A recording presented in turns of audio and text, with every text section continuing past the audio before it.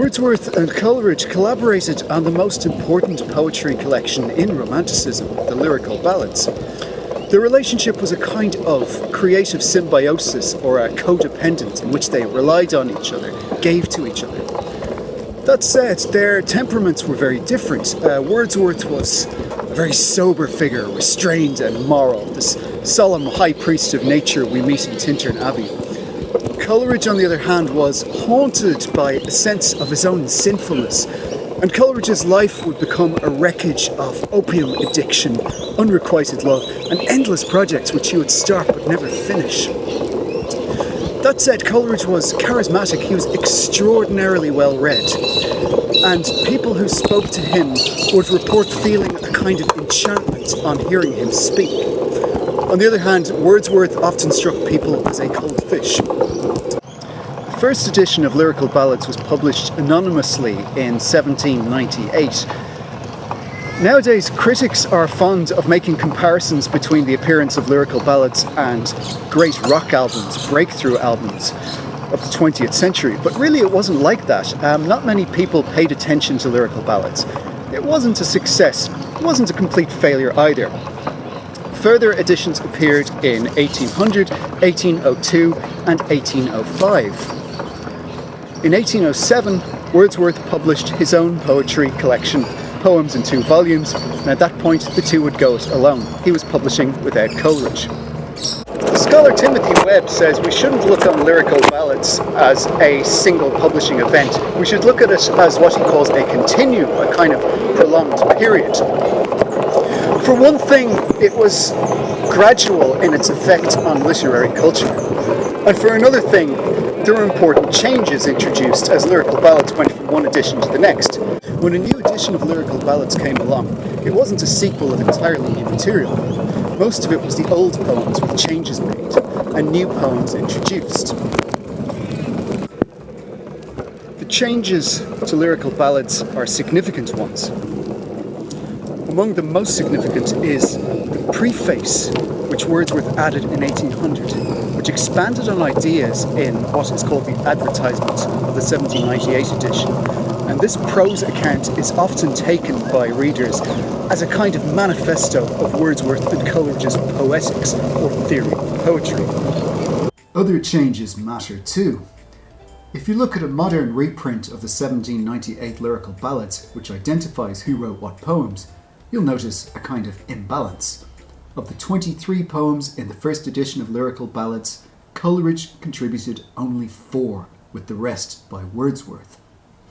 In the 1800 edition, there was a total of 56 poems included, but Coleridge contributed only the same 4 poems. Wordsworth had been much more prolific.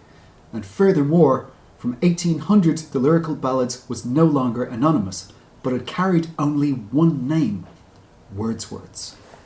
The changes to Lyrical Ballads, amongst other things, show us that the relationship between Wordsworth and Coleridge, although productive, was an unstable one.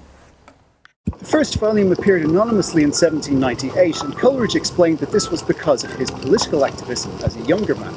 He was afraid that attaching his name to it would give Lyrical Ballads a bad reputation without him even having read it. So he may have been happy for it to appear anonymously in 1798, and maybe even happy for it to bear only Wordsworth's name from 1800 on. But there were other creative decisions made by Wordsworth which definitely made Coleridge unhappy. One was Wordsworth's treatment of the rhyme of the Ancient Mariner. This poem begins the 1798 Lyrical Ballads collection, but in the 1800 edition, Wordsworth had changed the title and buried the poem at the very back of the volume. He also added a note in which he said that the poem had great defects. Wordsworth didn't really encourage Coleridge, and he excluded compositions by Coleridge from plans for the Lyrical Ballads. Poems such as Christabel and Kubla Khan found no place in the various editions of Lyrical Ballads. So we can characterise the changes amongst the various editions of Lyrical Ballads in 2 important ways. One is the increase of the critical material in Wordsworth's preface of 1800. The other is the evidence that Wordsworth was gradually pushing Coleridge out. Another concept we need to take on approaching Lyrical Ballads is the very idea of a poetry collection, because it's becoming a lost art form. I could make a straightforward comparison with music here and the way that the digital availability of music has changed your interaction with music. Lots of us buy individual songs rather than albums. And this causes many music artists to reconceptualize the way they plan and produce music, that they don't necessarily think in terms of 45-minute or hour-long albums anymore. They cater for the market. So similarly, poetry collection is not a popular item anymore.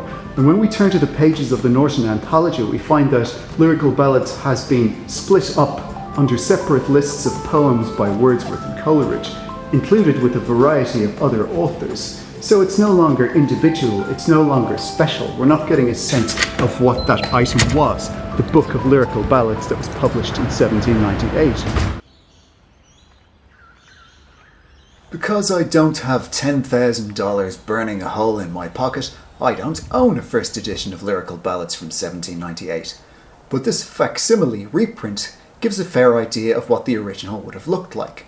Unlike the 1798 edition, of course, it's not anonymous. It has put the names of Wordsworth and Coleridge on the cover so it can sell more copies. But it gives us a fair idea of what that object would have been like. A single, coherent poetry collection of the 18th century.